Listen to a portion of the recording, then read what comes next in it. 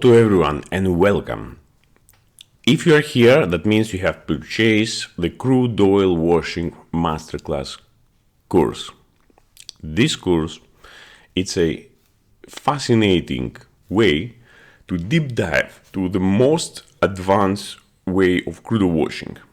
And after this course, you will have a really specific knowledge. You will position yourself much better. You will be ahead in the industry itself. You will have a better understanding of how the things are working.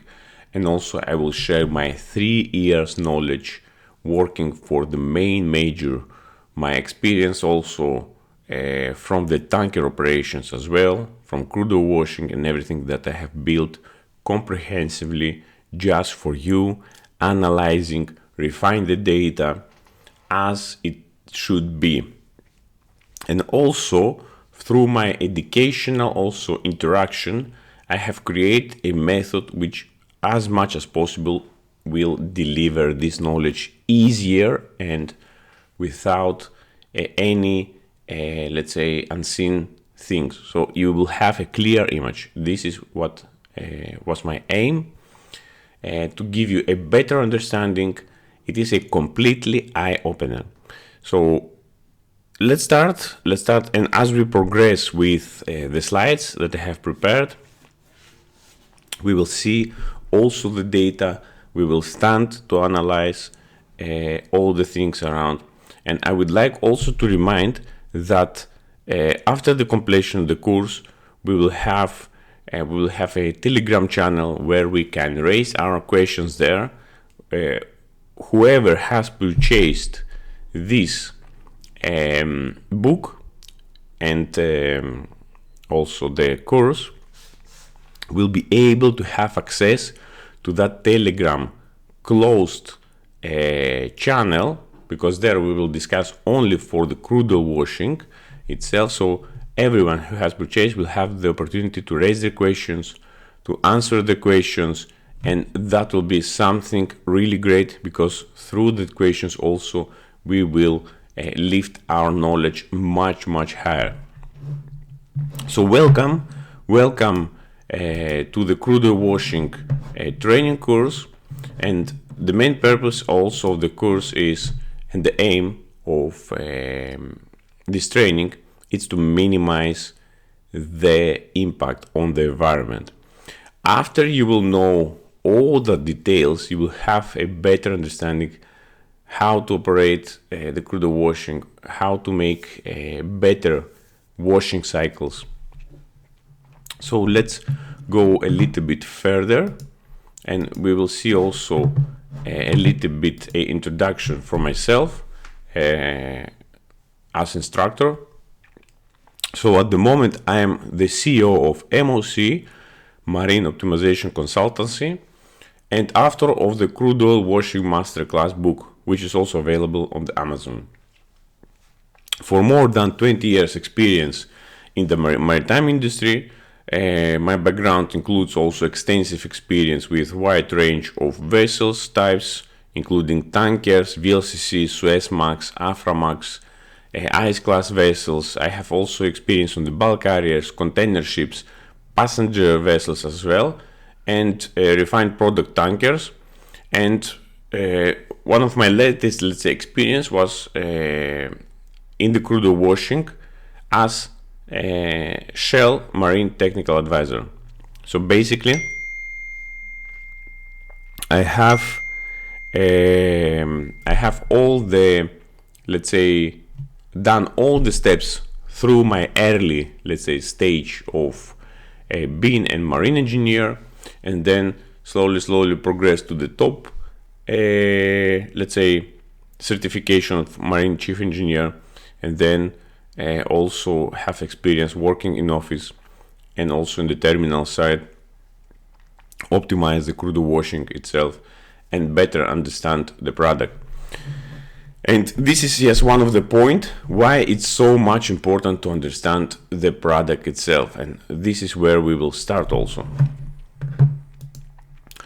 One of the things is that by the end of this course you will be able to perform safe and compliant crude oil washing operations, understand the regulations MARPOL Annex 1, handle different crude oil types, because as you know, crude oil, it's not just a single, let's say, product.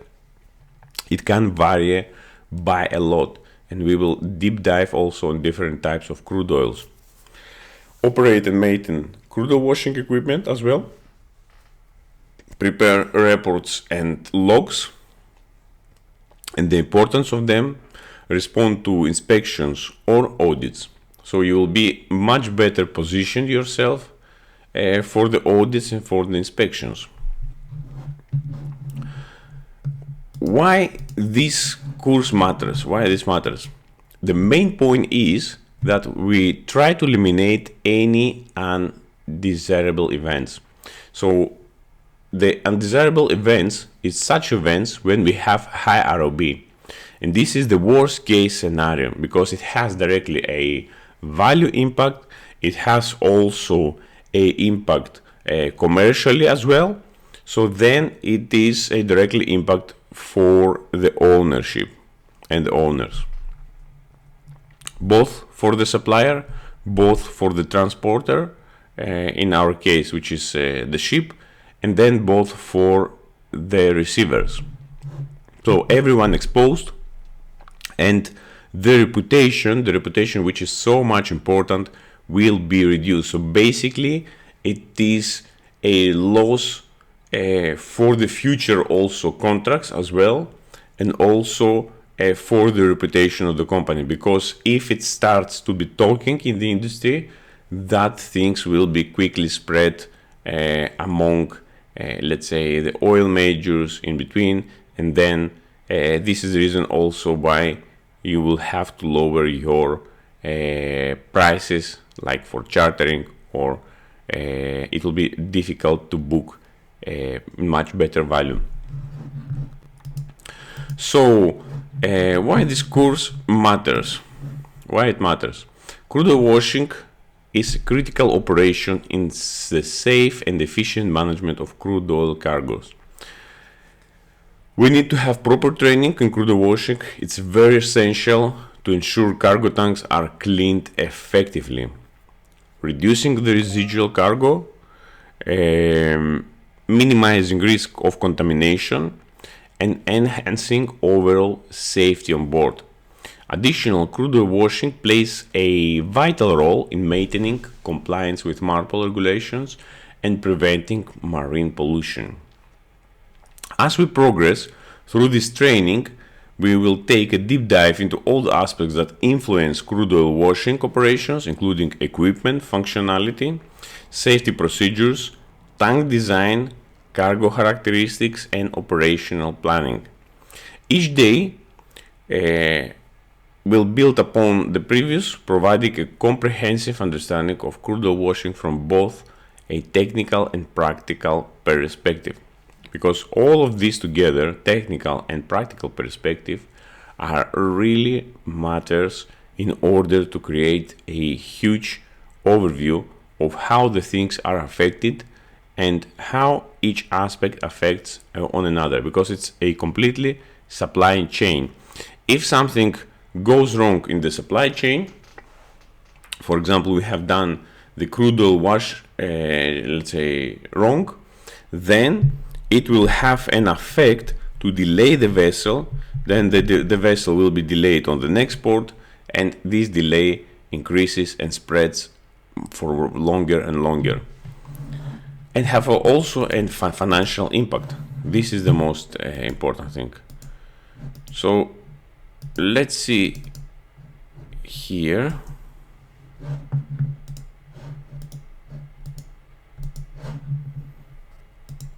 Let's see what you will learn. You will learn also crude oil washing, international regulations, cargo heating, oil characteristics, high viscosity, waxy, volatile oils, crude oil washing equipment, maintenance, planning and operations, safety, troubleshooting and documentation. How much long it will be? It will be total 10 courses, 10 days, daily lessons of 45 minutes. We will have final quizzes, final assessment, and also you will get certificate at the end of the completion. Additional that I have also explained at the beginning, optional discussions, case studies only for members of this course. Telegram account dedicated to crude oil washing. And let's go a little bit deeper to see how the industry started with the crude oil washing. It's commonly referred as CO. It was introduced in 1970 in response to strict environmental regulations. So before 1970, we do not have so much stricter regulations, and the pollution was much higher in oil sector. So basically, it was less controlled. Traditional methods of cleaning cargo tanks with seawater were no longer sufficient. So also the product quantity increased in that time. So the industry showed that the existing method was not already feasible. And this is the reason why the regulations changes, they became more strict in order to respond and address properly that affects and make the industry more efficient, more environmental responsible, and this approach is for sure required. At the time, many industry experts advocate for complete discontinuation of cargo tanks to carry seawater ballast. While environmentally beneficial, this shift will have significantly increased transportation costs and require extensive modification to existing vessels, reducing the cargo carrying capacity. So basically, yes, by these changes, the vessel became more costly. They were able to carry less product, but this application created much safer vessels, much more better for handling as well, because we have later on segregated ballast system, which has also a high protection on the environment itself. And then let's see also how early experiments started by exploring using naphtha or petroleum products to clean the tanks, which was proven to be highly efficient, because naphtha, it's like water, it's like a really great soluble. However, the cost and limited availability on board crude carriers naphtha was not a viable long-term solution. So you can see here also, when we design a system, we have to think about the viability. Okay, what we have, do we have an easy way to do that or not? So basically the industry always move to the easiest way of availability, and the design changes basis of this criteria. It takes time. Things change not overnight. It takes decades in order to create a better, a safe industry. And as we can see also, the breakthrough came into the idea using crude oil cargo itself to clean the tanks. This could be done either at sea, between discharge port, or during cargo discharge at port. So you can see that you have a much more better flexibility with the new breakthrough crude oil washing systems. Crude oil contains itself natural solvent properties, making it effectively at dissolving the suspending wax and asphaltic residues. So that tend to stick to the tank walls and structures, all that, let's say, suspended wax and asphaltic residues. When used as washing media, the crude oil, these residues are flushed out with the cargo, resulting cleaner tanks and reducing the need of traditional water washing. So basically, we reduce the water washing, we reduce the contamination, we have much better flexibility between the ports, and flexibility means saving of the time, faster operations as well, while the water washing still be necessary, especially if tank is to be used for clean ballast or man entry is required. It becomes significantly easier. For the reason, because we have crude oil washed the tanks, we have washed efficiently our crude oil tanks. This is the proper description, and at the end, the cleaning with the water will become much easier because the remainings and the volumes of the water will be needed. It will be much smaller. The residues also will be much smaller as well. So all the things reduce again the time and the cost as well. And the washing process is much faster. The amount of oil waste or slopes is greatly reduced. Also the volume reduction, it really matters. So you can see that we have a really breakthrough if we compare, let's say, before 1970. All the things really change how the industry is operating at the moment.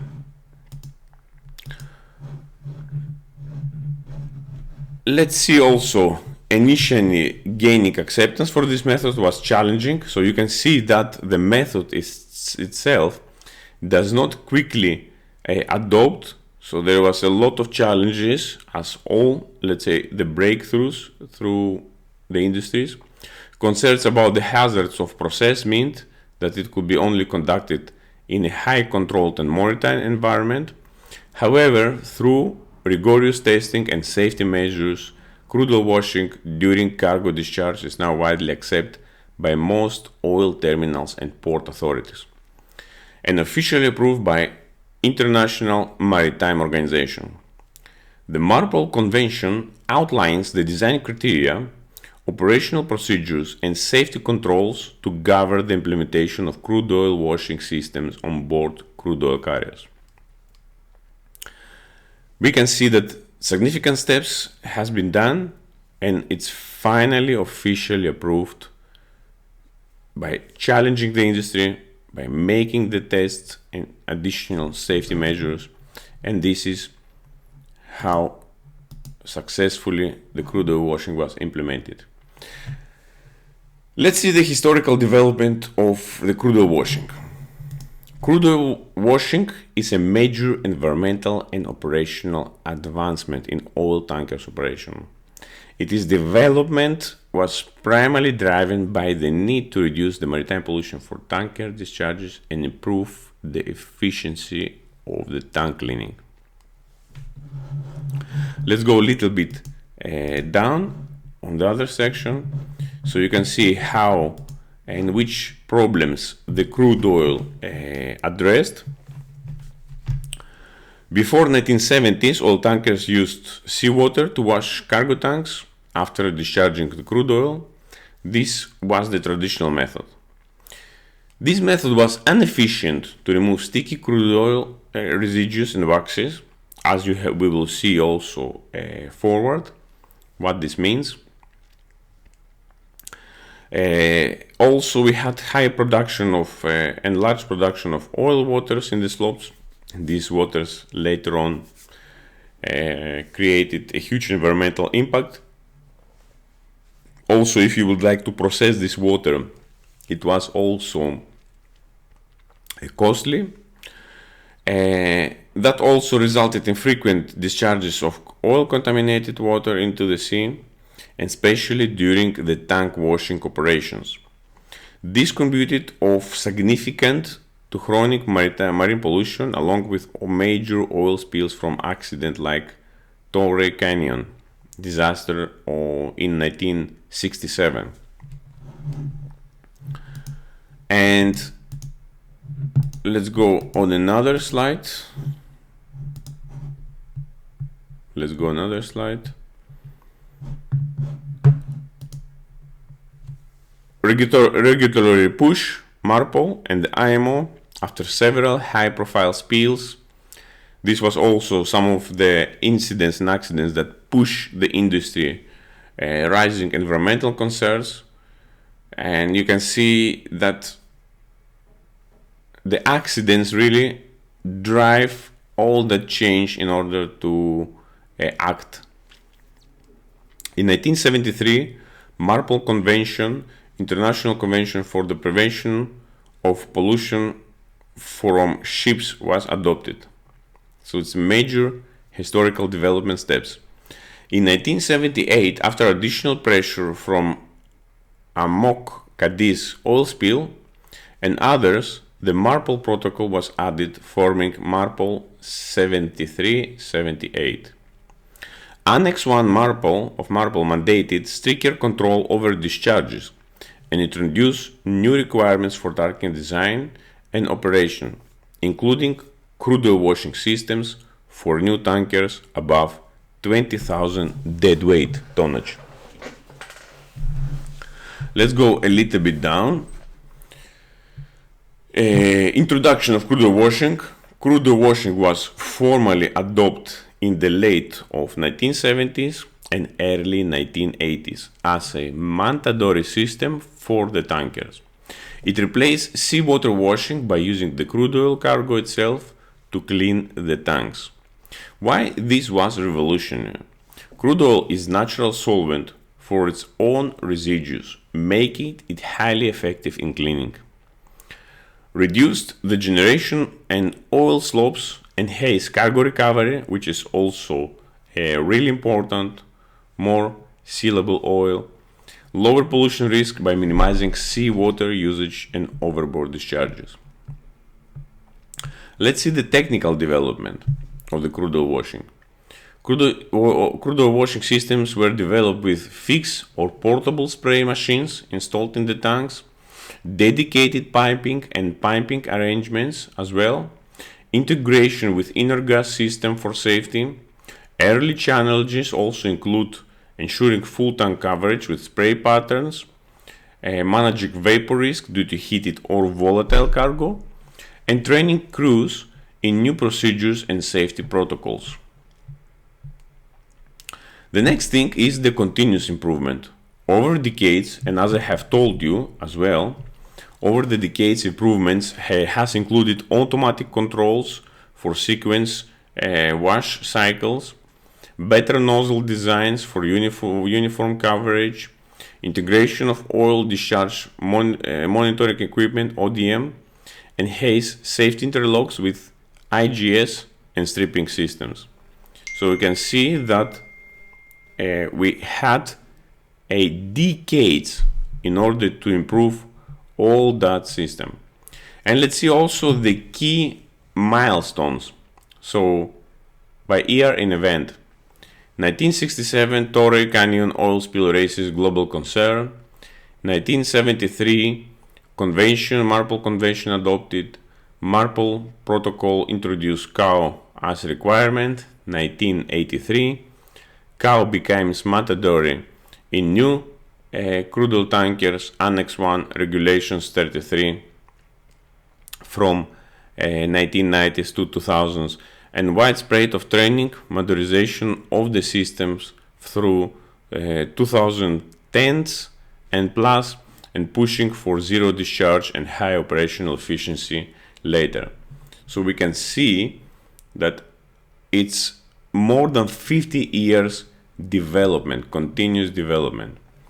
And the conclusion is that crude oil washing represents a significant advancement in environmentally responsible and operational efficiency tanker management. From being a regulatory response to pollution, it has become a standard for safety, economical, environmental protection in the oil industry. So you can see it covers three major aspects, which is safety, economy, and environmental. This is really great improvement. It is really fantastic how the real progress and the real challenges are by the industry and improve through the time, through a lot of efforts, a lot of addressing problems and challenges. But you can see how this can be handled. It takes time. It takes time, but our efforts and your effort here in this crude oil washing course will give you the advantage in order to achieve the safety, the economy, and the environmental protection. So let's see historically our main, let's say, stops. Torrent Canyon disaster. So it happened on March 18th, 1967. Location, Seven Stones Reef, near Land's End, Cornwall, United Kingdom. Ship Torrent Canyon, an American-owned Liberian flag supertanker. Operator Barracuda Tanker Corporation, and subsidiary of Union Oil Company of California. Cargo on board 119,000 tons, approximately 860,000 barrels, almost 1 million, okay, of crude oil. Crew 36 people. Let's go a little bit down. What we have environmental impact. An estimate of 30 to 36,000 tons of oil spilled into the ocean. Massive oil slicks drift towards Cornish and French coasts. The spill contaminated over 190 kilometers of UK coastline and 100 kilometers of French beaches. Hundreds of thousands of seabirds and marine animals died. Coastal fisheries, shellfish farms, and tourism suffered greatly. So you can see how much huge the environmental impact was. The British government, lacking of preparedness for oil of this magnitude, launched a military response. The Royal Navy bombed the wreck to ignite and burn off the spill. First strike, March 28. So you can see from March 18th, when the incident happened, due to the lack of preparedness, you can see there is 10 days in between. So the oil continues to travel, continues to spill, and for 10 days they try to find a solution. Over 42 bombs and 150 gallons of napalm and kerosene were used. Initial attempts failed. Some oil burns, but large amount still leaked. Chemical dispersers detergents were sprayed, but these were highly toxic and caused long-term environmental damage of their own. So you can see that even spraying this chemical disbursement, there is a highly toxic, caused long-term environmental damage to everyone. So let's see a legal policy outcomes. The disaster exposed major gaps.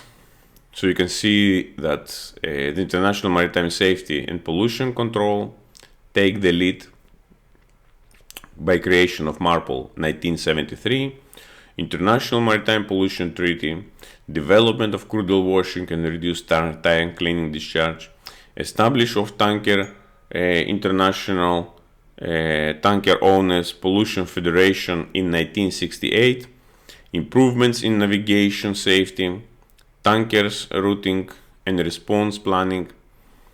So we can see that there was changes, and all the changes happened when the incident and accidents happened.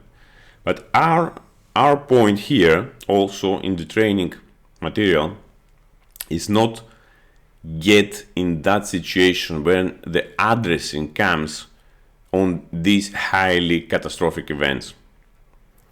And let's see also at the end the first major compensation claim under the International Oil Pollution Liability Framework. What lessons learned? Navigational shortcuts can have catastrophic consequences. Oil tankers need double hulls, emergency response systems, and better crew training. Governments needed contingency plans for oil spills. The importance of international coordination in environmental protection became clear.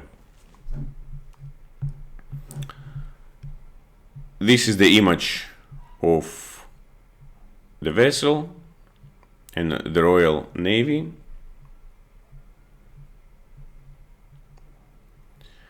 Environmental compliance, okay.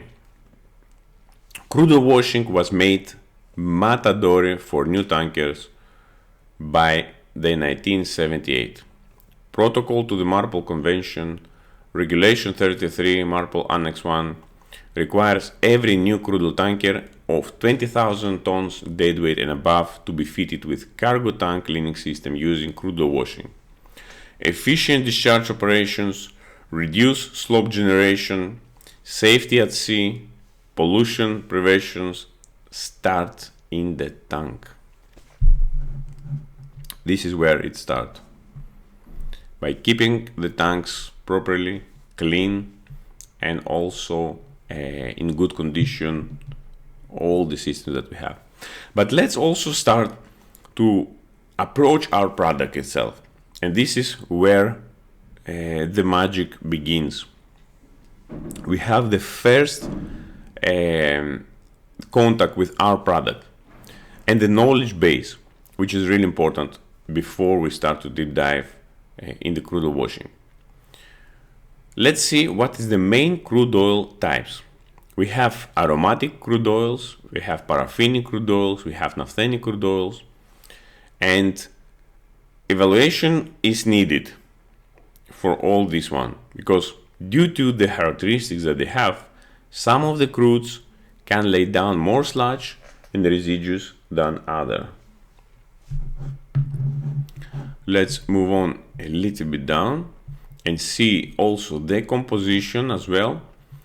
So we can see that crude oil contains methane, contains pentane, contains methane also in gas form and pentane in the liquid form. We can see here some of the types of crude oil: paraffinic crude oil, aromatic crude oil. So you can see the paraffinic has these long chains and the aromatic have a cycle chain. So you can see that due to the different types, the crude oil behaves also differently. And this is the main thing to understand. So by knowing additional information, for sure as chief officer, let's say, or tanker operator, it depends as well how much well structured the company behind is, how much data is shared, and how much the planning also itself for the discharge operation take place, it's shared in advance. So you can see the composition, how the molecules it's placed with each other. So you can see the carbon bonds and the hydrocarbon bonds here together. Let's look the paraffins, straight chains, and you can see the handrier contains their long chains structures which can create wax. This is the handrier contain, aromatics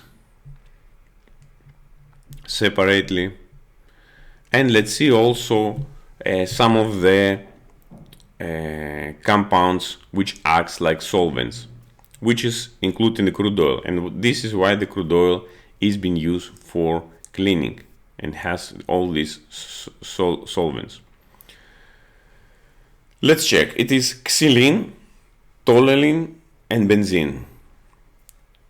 However, in the presence of highly aromatic compounds, they can contribute to increase crude oil viscosity.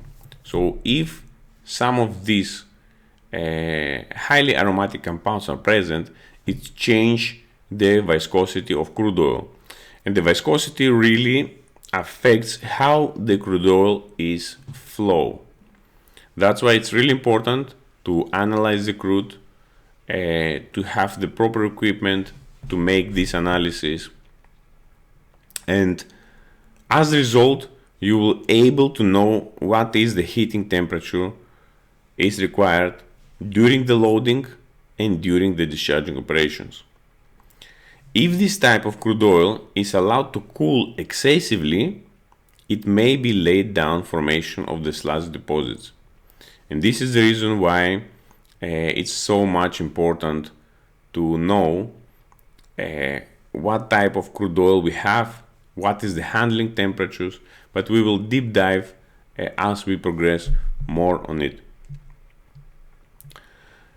Let's see what else the crude oil contains. It contains oxygen, nitrogen, and sulfur, naphthalene and asphaltenes. So this is a subgroup of aromatics. Huge amounts of these substances give bitumen and tar deposits, and you can see also here how these bitumen and tar deposits looks like. So without oxygen, nitrogen, and sulfur, and a huge amount of this, the presence of this can lay tar, bitumen. I have seen through my experience when we discharge some of the vessels that have high content of naphthalenes and asphaltenes, really you can see that there is these deposits. And this is the reason also why I included this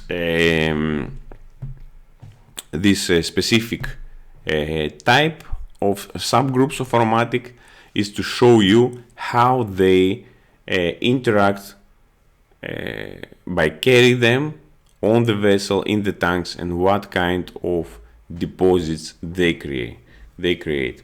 So it's tar and bitumen. So the crude oil, to understand, the crude oil is the most complex product that you can ever transfer. It has on it everything, and as you can see that all the products are coming from the crude oil, starting, let's say, from the light gaseous, it goes up to the bitumen and all that heavy and sticky material. It has all on it, soluble for sure. There is no fractions at the moment, so it's like a one consistent media, which later on will be separated to the fractions, and then we will get that molecules streams through the columns. Let's see also a very important thing, how the sweetness of the crude oil change and how the API gravity change. So you can see that the more heavier the crude becomes, the more sour it will be. And what means sour? It means that the percentage of sulfur increases. When we go to lighter crudes, we can see it became sweeter. So we have a less percentage of the sulfur. This is basically what this means. It's not the taste itself. I have heard that in the historical there was some kind of tests on the tank, but it's not really represents that. It really represents the sulfur, and the sulfur itself, basically, it is an indication of how corrosive the crude will be through the processing on the refinery plant. So the less sulfur is, the more valuable the product is. The lighter the product is, the more valuable also it is, as you can make different products. So basically, each crude, it is fitted for some specific streams, some specific products, and this is also the separation between the sour, sweetened, and heavy and lighter. So you can see this table. Another thing is that we can separate the oils two major categories, which is heavier and lighter. So the heavy oil evaporates slowly. it contains material that it will be used like heavy products, as we told, asphalt, feedstock for plastic, and petrochemical. The light oil requires less processing, produce greater percentage of gasoline and diesel. So you can see we cannot say that we have a bad crude or let's say a good crude. It depends our facility, what we would like, let's say, to refine, what we would like to produce. But from the vessel side, the most important thing is to transfer the oil as much as possible without any changes to the quantity and the quality itself through the transportation point, let's say A to B. This is the thing that we need to focus. Let's go a little bit down to see the sweetness of crude oil, which we have seen also on the top, how it changes, high sulfur level, low sulfur level. So all that also reflects on the bunkers as well.